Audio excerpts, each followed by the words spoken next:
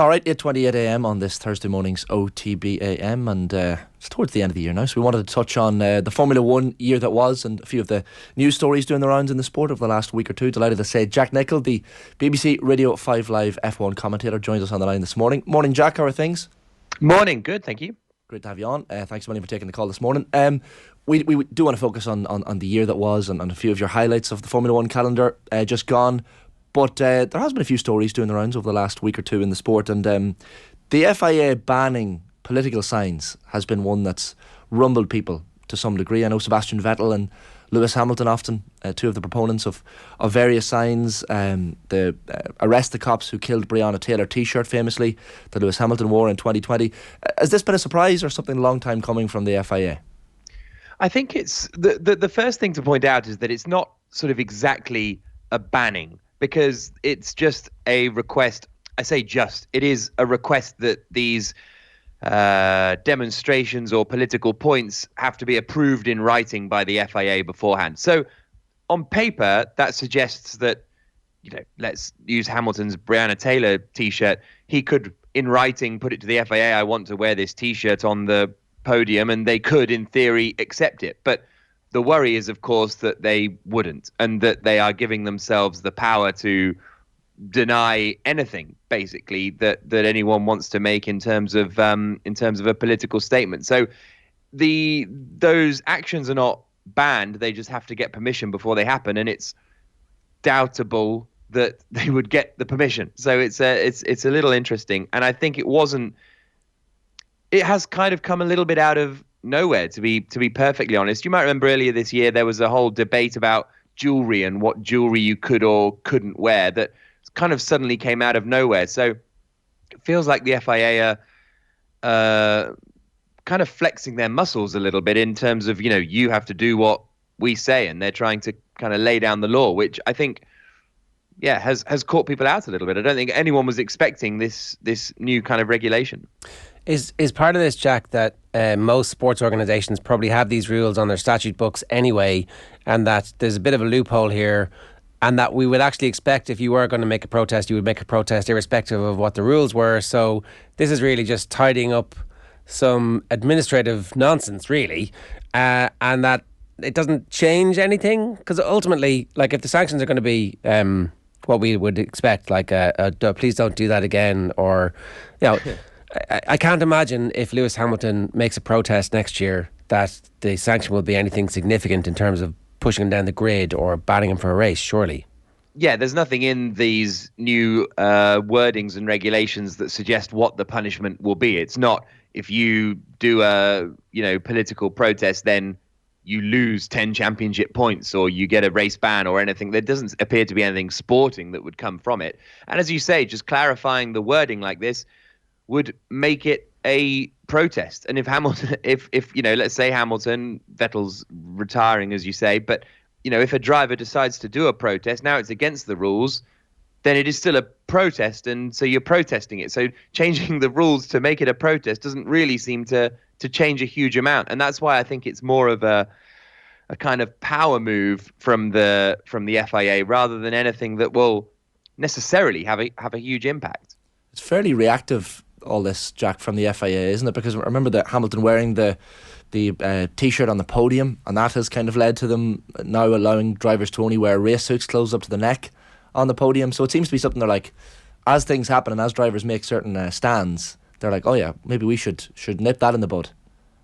Yeah, and I think that's a really interesting part of it, and it's not entirely dissimilar to the armband stuff at the World Cup, with Harry Kane and the other European countries that wanted to wear the rainbow armband at the World Cup. It's still that sort of thing of these global sports bodies wanting to make sure that they remain neutral, I suppose, because this kind of political protest had never really happened in Formula One before, and whether that's because it is a white middle class sport predominantly for its entire history, and so therefore there wasn't really a huge amount to protest against, if you will. But then Hamilton coming in, who doesn't come from that sort of background is the driver who's really changed that and really started to make these protests. And I think that the FIA are concerned about it and concerned that every race is going to be a different political statement. And I think they also are concerned because they know the countries that they race in are controversial, with races in Saudi Arabia. Even Bahrain in the past has been controversial and maybe still is. And they also race in Qatar. And, as I say, we heard all of the stuff about the World Cup over the last month, and Formula One raced in Qatar before the World Cup was there, and it's going to be back again this year. So though I think they're just aware that those discussions will happen over the course of the year. And as you say, trying to nip it in the bud, which is, on the one hand, it's their prerogative, I suppose, but on the other hand, it's disappointing. Really interesting that you bring up the World Cup and Qatar. Obviously, what seems to have happened in Qatar was that Qatar told FIFA what to do, and FIFA said, okay, no problems, right up to the very last minute deciding on the drink ban, which on the face of it was like, oh, that kind of makes sense. But then you think about what it actually says about the power of the country hosting it. So maybe this is the FAI getting their ducks in a row for when they are saying, actually, no, you can't wear a rainbow helmet, and we are going to take action. But it'll be a really interesting situation because Lewis Hamilton has reached a point where it feels like he's going to do what he wants to do. Well, and that's the thing. And if there's not going to be sporting sanctions, that will be the determining factor, won't it? Because we heard the FA come out and say, well, I can't remember the exact phrasing, but they were threatened with yellow cards or unlimited sanctions. I think was the phrase that the FA could have implemented on England or whoever wore the armband. Whereas, as you say, Hamilton, it's tough to say Hamilton's bigger than Formula One, but he's not far off, to be honest. And he's getting to the twilight of his career, even though he's still driving excellently. He's only got, another 2 or 3 years remaining in the sport. So is he going to be fussed that if he wears a rainbow helmet in Qatar at the end of or at the start of next season, is he going to be fussed that he gets a €1 million fine?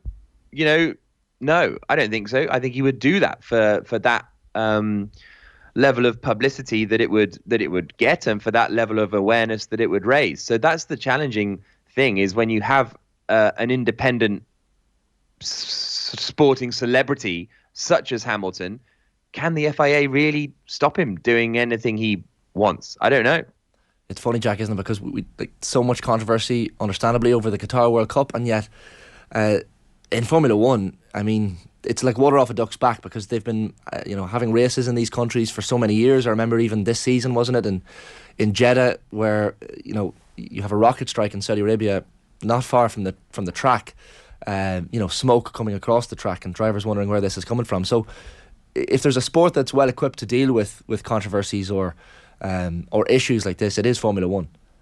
Yeah, there's no doubt about that. And Formula One has always been, I suppose you could say, pushing the boundaries of where they go to in the world. Even back to 1986, when there was a race in Hungary. They went behind the Iron Curtain for the first time for a motor race, and that was sort of at the height, or maybe the sort of downturn, but Cold War times, and they still went there and went to Saudi Arabia for the first time 2 years ago, which and Bahrain, there was a lot of controversies in Bahrain in the 2010s. Baku in Azerbaijan gets a little bit of heat sometimes when Formula One goes there. And Formula One's argument is, well, we're a sport. We're here to race wherever we should race, and we're not here to make political statements. But there's that crossover, isn't there, of where politics becomes human rights. And that's the grey area that Formula One has found itself in a lot over the last few years. And yeah, before the World Cup in Qatar even came about. Well, not before it was announced, obviously, but before it happened. It's funny, we were talking yesterday, Jack, on the show about the January transfer window in football and kind of looking ahead, and I'm looking at the team principals. Now, a lot of these names won't be familiar to people. If you've seen Drive to Survive, some of them will be, but some of the changes over the last month have been quite incredible. So Fred Vasseur, who was with Alfa Romeo, is replacing Mattia Binotto at Ferrari as team principal, Andreas Seidel from McLaren has joined the Sauber group, so he's going to oversee this new Audi venture into Formula One. McLaren have appointed Andrea Sella as principal. Jost Capito has stepped down from Williams. Like, this is fairly mad. It's unforeseen to see so many changes. It's like a crazy transfer deadline day almost in football. It's absolutely wild. Honestly, I've never known anything like it in Formula One, because there's not really a culture in Formula One of manager changes. You get it a little bit at Ferrari. They've been through quite a few team principals as they try and get back towards the front. But you look at Red Bull, ever since they entered Formula One in the mid-2000s, their team principal has been Christian Horner. And he's still there, 15 years later. And Toto Wolff has been the team principal pretty much since Mercedes rejoined Formula One. So you don't get huge turnovers of the management staff in the way that you do in football. So for all of this to kick off in the closed season is really, really interesting. I think that the Ferrari one is obviously a reaction to the fact that they had a really good car this year, but operationally were really very, very weak. And so Mattia Binotto has been fired there, and as a result, Fred Vasseur's coming in. And Vasseur is a man with a huge amount of motorsport experience. He's run teams in Formula 2 and Formula 3, the junior formula, for many, many years. And I think that Ferrari hope he can bring a bit of sort of operational nous to the team, because that's what they're lacking, really. They seem to be able to build a good car, but they don't seem to be able to race it well. So that's what they're hoping with Vasseur. And as you say, all the other changes and appointments, some were kind of seen coming, like Binotto leaving Ferrari. That was kind of known for maybe a month or so now. But some came completely out of the blue. Jost Capito at Williams, we had no idea that was coming. And suddenly there's a press release and you're like, oh, okay, right, fine. What? And the McLaren stuff. And yeah, it's unprecedented, I think, this amount of movement. What do you put it down to? I think that so I think the Ferrari one is, as I mentioned, that sort of need for results, really, that Ferrari just aren't getting. I think the Andreas Seidel moving to Sauber is a very good move from Audi. So I think that Audi have been very smart. They're joining Formula One in 2026. So they know they need to start properly planning now. So taking Andreas Seidel, who came into McLaren to work in Formula One for the first time, really, a couple of years ago, and has really overseen their resurgence from when they were near the back of the grid to now not quite winning races, but Lando Norris finished on the podium this year in Imola, and they're back towards running at the front. He nearly won a race last year, actually, Lando Norris in Sochi. So Seidel has been really impressive. So I think it's a really smart move from Audi to come in and poach him. And then the Capito thing at Williams, and then obviously they've appointed internally with Andrea Stella, which I think is a good appointment. And Jost Capito, it just seems like it didn't gel really with Williams. He came in at the start of last season, and I think there's very mixed feelings about him from within the team. They didn't make the amount of progress that they wanted this year. They still finished last in the team's championship. So I think it's just a perfect storm. Like, they're not all related. I think that's the thing, is they're all quite independent incidents that happen to have happened this year. Jost Capito could have had one more year. If Audi weren't coming into Formula One, then Seidel wouldn't be leaving McLaren. So it's all just that perfect storm that's made it so wild, really. So it's a coincidence as opposed to a trend. I did wonder if, look, from the outside, it feels like we're in the midst of a Formula One boom. You see the viewership figures from America for the first time. Formula One is cracking the top 20, and it's not once, it's twice. And you're like, okay, well, that is a revolution. And so therefore, the money and the marketing seems to be booming, and the teams all seem to be making money at a level that they haven't done in the past. Certainly from the outside, is that the sense within the sport? Yes, I think that is very much the case. I think that the Formula One is in a really, really good place right now, and I think that that's part of the Williams reasoning, I think, for getting rid of Jost Capito, is that we're now, okay, we were one of the worst funded teams on the grid, probably the poorest team on the grid, apart from maybe Haas. But now there's a budget cap, so everybody can only spend the same amount throughout the season. There's more revenue coming in because there's more races. There's going to be 24 races next season, which is the most ever. And as you say, viewership in the US is huge. There's going to be 3 F1 races in America next year. There was a new race in Miami this season. There's a new race in Las Vegas next season down the strip, which is going to be something quite remarkable. And I think, I think Formula One's in a huge boom right now. And it's, I don't know. For me, it's great to see, because you spend it's something I've loved since I was a kid. And when I was at school, in the mid-90s, no one else liked Formula One. So you were a bit of a loner there, whereas now suddenly everyone's interested, and especially with Drive to Survive. My cousins will text me being like, "Oh, can't believe Toto Wolff." And I'm like, "What? I've known you for what? You've been my cousin for, well, obviously my whole life, and you've never had any interest in Formula One. All of a sudden, all these random people like F1 and are watching it, and it's cool. It's cool, but it just needs the racing to. It was the perfect storm last year because you had Verstappen and Hamilton going head to head. There were 3 seasons of Drive to Survive before that in very boring F1 seasons, and so no one cared. So it was the perfect storm of an amazing sporting year combined with Drive to Survive, combined with good races in America, and Formula One's really riding that wave at the moment. The latest online trend is Nepo babies, and obviously Mick Schumacher found that he must have been feeling his collar a little bit, going, what's going on here? Why am I getting caught up in this? But he's got a job pretty quickly after having lost a job, which makes me feel like he was always going to get that job anyway. He's just good but not great. Is that the story? I think that's pretty accurate. I think he was a little bit unlucky, honestly, to lose his job with Haas. I thought he'd had a okay enough season. The first third of the year was pretty dodgy. He had some really big crashes in Saudi Arabia and in Monaco, but then he kind of got himself back together. Had a really good race in Silverstone in Austria where he finished 8th and 6th. Looked like he was kind of back on track, and the rest of the season was okay, but that was about it. And that's how he'd looked, honestly, in his junior formulas coming through the ranks. He won Formula 2, but not spectacularly. When you see drivers coming up through the field, and we've seen it with Charles Leclerc, Max Verstappen, George Russell, and Lando Norris in particular, they come in and they win fairly comfortably the championships in the junior formula. That didn't happen with Schumacher. He won them, but not exactly at a canter. I think he could have done another season in Formula One and been absolutely okay, because he was absolutely okay this year. But ultimately, Haas decided that they want a driver with more experience, really, who will get them more points, which is understandable.